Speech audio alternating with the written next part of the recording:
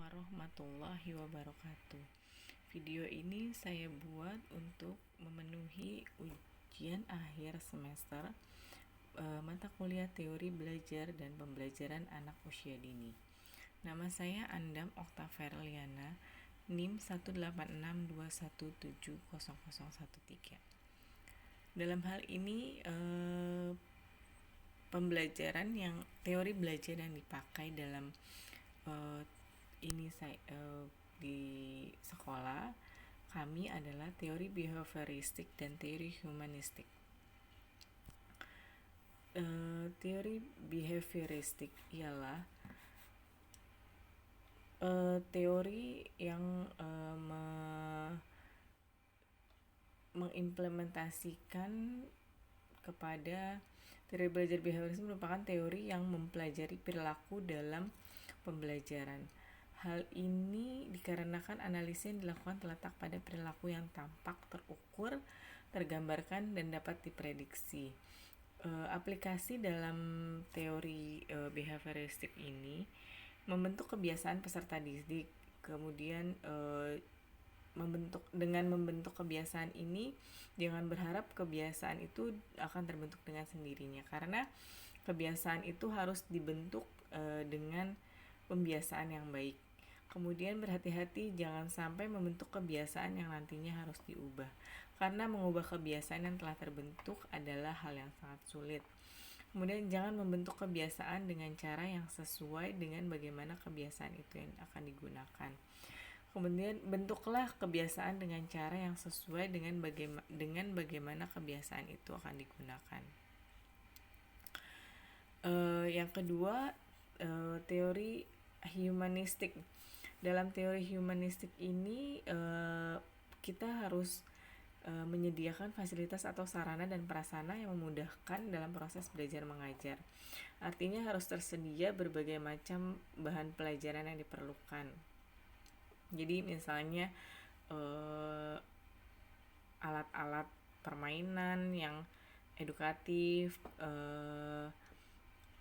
kemudian peserta didik diberi kebebasan untuk bergerak di ruang kelas, bebas menyampaikan pendapat mereka, tidak dilarang berbicara yang berkaitan dengan materi pembelajaran, dan tidak ada pengelompokan atas dasar kecerdasan. Jadi semua peserta didik diberi kesempatan yang sama. Kemudian terciptanya suasana kelas yang penuh kasih sayang, hangat, hormat, dan terbuka. Artinya guru bersedia mendengarkan keluhan peserta didik dengan aman dan mampu menjaga rahasia peserta didik. Yang keempat adalah jika ada masalah pribadi dengan peserta didik, guru menangani masalah tersebut dengan jalan berkomunikasi secara pribadi dengan murid yang bersangkutan tanpa melibatkan suatu kelompok. Selanjutnya, guru mengamati setiap proses belajar yang dilalui murid dengan membuat catatan dan penilaian secara individual dan meminimalisasi tes formal. Kemudian adanya kesempatan untuk menumbuhkan keprofesionalan guru dalam arti guru boleh mempergunakan bantuan lain termasuk rekan kerjanya. Bantuan ini bisa berupa psikolog, kepala sekolah, dan pihak-pihak lain yang berkompeten.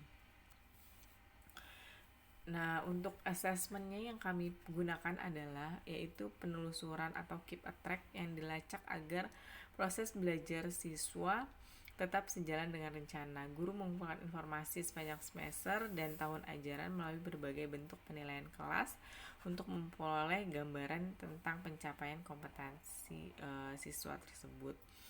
Jadi dibikin seperti laporan-laporan yang bisa nantinya akan menyimpulkan seberapa kemampuan siswa ini menerima pembelajaran yang sudah kita berikan.